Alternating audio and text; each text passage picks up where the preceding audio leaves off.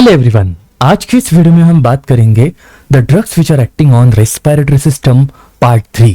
चलो शुरू करते हैं। तो आज के सेशन का पहला क्वेश्चन है, which drug is used as rescue medication for an acute asthma attack. अगर किसी इंसान को सडनली अस्थमा का अटैक आ जाता है तो ऐसे कंडीशन में कौन सी मेडिकामेंट को आप यूज करेंगे। पहली medicament montelukast, second salbutamol, third theophylline, last one is cromolyn sodium. इन चारों में से कोई तो एक ऐसी मेडिकामेंट है जिसे अस्थमा के एक्यूट अटैक को ठीक करने के लिए यूज किया जाता है और वो मेडिकामेंट है साल्ब्यूटामॉल। साल्ब्यूटामॉल एक short acting beta 2 receptor agonist drug है। दैट मीन्स ये बीटा 2 रिसेप्टर हमारे लंग्स के अंदर प्रेजेंट है और जब ये एक्टिवेट होता है तो इसके कारण ब्रोंकोडाइलेशन होगा और तुरंत आपको अस्थमा से रिलीफ मिलेगा। तो एक्यूट अस्थमा अटैक को ठीक करने के लिए साल्ब्यूटामॉल को यूज करता है, जो कि एक short acting beta 2 agonist drug है। एग्जाम में क्वेश्चन आता है short acting drug, longer acting drug and receptor activity. तो याद रखना साल्ब्यूटामॉल बीटा 2 अगोनिस्ट है और इसकी एक्टिविटी बहुत शॉर्ट है। What is the primary action of ipratropium in COPD management. What is COPD? Chronic obstructive pulmonary disease, जो जनरली सिगरेट स्मोकिंग के कारण होता है। अगर कोई इंसान लंबे समय के लिए सिगरेट को स्मोक करता है या फिर ऐसे एनवायरनमेंट में रह रहा है जहां पे डस्ट पार्टिकल बहुत ज्यादा है तो उसकी रेस्पिरेटरी सिस्टम अफेक्ट होगी और उसके कारण क्रॉनिकली उसके रेस्पिरेटरी सिस्टम में ऑब्स्ट्रक्शन आता है, सांस लेने में दिक्कत होती है। That is called as COPD. तो सीओपीडी के मैनेजमेंट में इप्राट्रोपियम का मेन काम क्या है? First option bronchodilation, second option mucolysis, third option cough suppression, last option inhibition of leukotriene synthesis. Mucolysis का मतलब होता है break down of mucus. Cough suppression मतलब हमारे ब्रेन के अंदर कफ सेंटर्स होते हैं, स्पेसिफिकली मेडुला ऑब्लंगेटा के अंदर। अगर ये एक्टिवेट होता है तो हमें खांसी आती है एंड कफ को ठीक करने के लिए जो मेडिकामेंट हम यूज करते हैं उन्हें कहते हैं एंटीट्यूसिव ड्रग्स। अब सवाल ये है इप्राट्रोपियम का मोड ऑफ एक्शन क्या है? It is ब्रोंकोडाइलेशन। ये हमारे ब्रोंकिल्स को डायलेट कर देता है।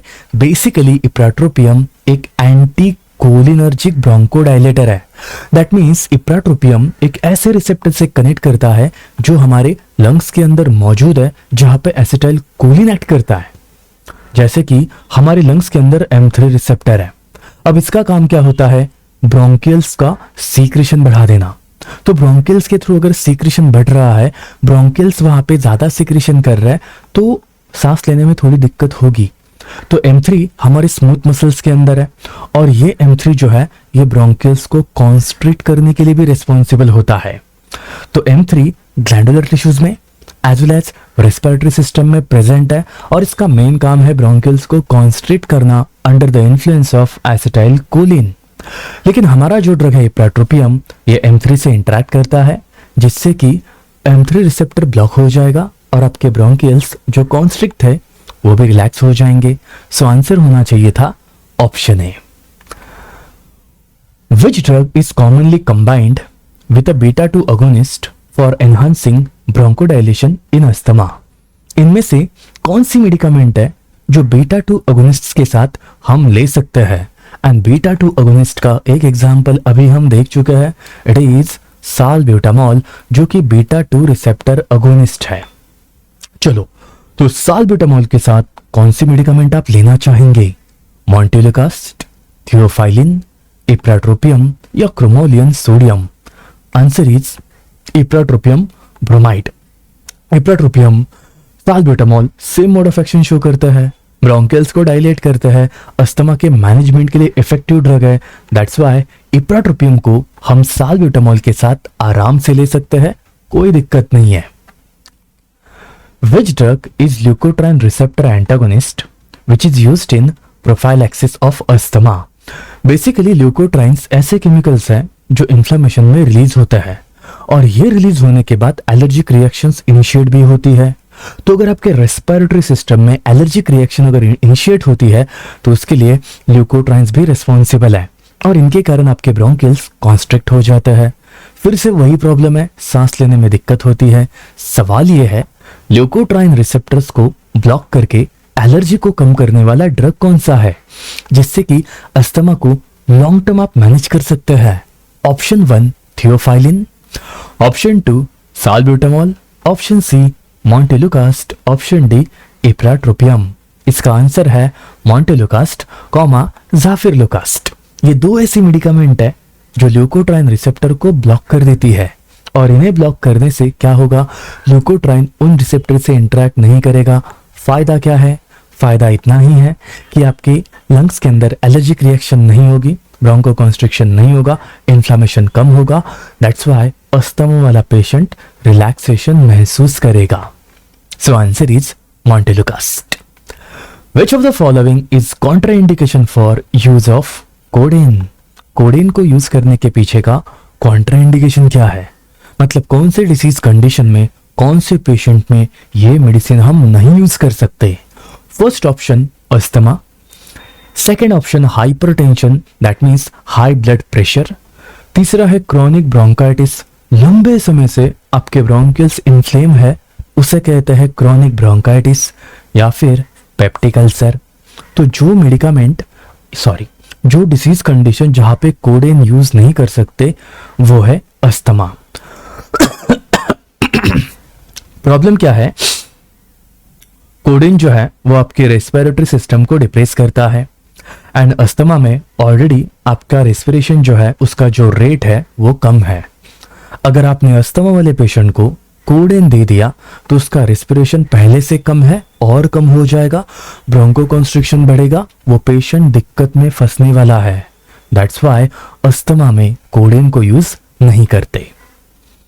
Which drug is used to manage bronchial hyper activity and inflammation in asthma? इसमें से कौन सी मेडिकामेंट हम ब्रोंकियल्स की हाइपर एक्टिविटी को मैनेज करने के लिए एंड अस्थमा में होने वाले इन्फ्लेमेशन को कंट्रोल करने के लिए यूज करेंगे? मतलब दोनों कंडीशंस है, अस्थमा में ब्रोंकियल्स ओवर एक्टिव होता है, इन्फ्लेमेशन भी होता है, दोनों कंडीशंस को कंट्रोल करने वाला सिंगल ड्रग कौन सा है? साल्ब्यूटामॉल, इप्राट्रोपियम, बैक्लोमिथासोन, क्रोमोलियन सोडियम। इस क्वेश्चन का आंसर है बैक्लोमिथासोन, क्योंकि कॉर्टिकोस्टेरॉइड्स कैटेगरी के जितने भी केमिकल्स हैं वो हमारे बॉडी से इन्फ्लेमेशन को खत्म कर देते हैं। तो बैक्लोमिथासोन जो है इन्फ्लेमेशन को रिड्यूस करके हाइपर एक्टिविटी को कम करने के लिए हमारी मदद करेगा। सो इस क्वेश्चन का आंसर होना चाहिए था option c. Which of the following is longer acting beta 2 agonist used in asthma management? अगर आपको अस्थमा को मैनेज करना है तो लॉन्गर एक्टिंग कैटेगरी का बीटा 2 अगोनिस्ट कौन है? शॉर्ट एक्टिंग तो देख लिया, साल्ब्यूटामॉल, ऑप्शन ए नहीं होगा। सवाल यह है लंबे समय के लिए एक्टिविटी कौन देगा? फॉर्मोटेरॉल, इप्राट्रोपियम या theophylline? Answer is formoterol. Answer is formoterol. Formoterol एक लॉन्गर एक्टिंग बीटा 2 अगोनिस्ट है जो हम लंबे समय के लिए अगर आपको अस्थमा की ट्रीटमेंट करवानी है तो इसे यूज कर सकते हैं। What is the primary therapeutic action of montelukast in asthma treatment? अगर आपको अस्थमा को ठीक करना है और वो भी प्राइमरी एक्शन आपको चाहिए तो मॉन्टेलुकास्ट का मेन मोड ऑफ एक्शन क्या है? Bronchodilation, inhibition of mast cell degranulation, leukotriene receptor antagonism, suppression of cough reflex. जैसे कि कोडेन, नॉस्कैपेन ये कफ रिफ्लेक्स को कम कर सकता है। ल्यूकोट्राइन रिसेप्टर को एंटागोनाइज करने के लिए ज़ाफिरलुकास्ट, मॉन्टेलुकास्ट आपकी मदद करेंगे। बचता है मास्ट सेल डिग्रेनुलेशन को इनहिबिट करना या फिर ब्रोंकोडाइलेशन करना। तो okay, option C, option D, option B, option A, इन चारों में से कौन सा ऑप्शन होगा जो मॉन्टेलुकास्ट के मोड ऑफ एक्शन को एक्सप्लेन करता है? एक्सप्लेनेशन में मैंने आंसर दे दिया है, it is leukotriene receptor antagonism. Leukotriene receptor को ब्लॉक करने वाला drug montelukast and zafirlukast. Which of the following drug can be used to treat chronic bronchitis by enhancing bronchial secretion?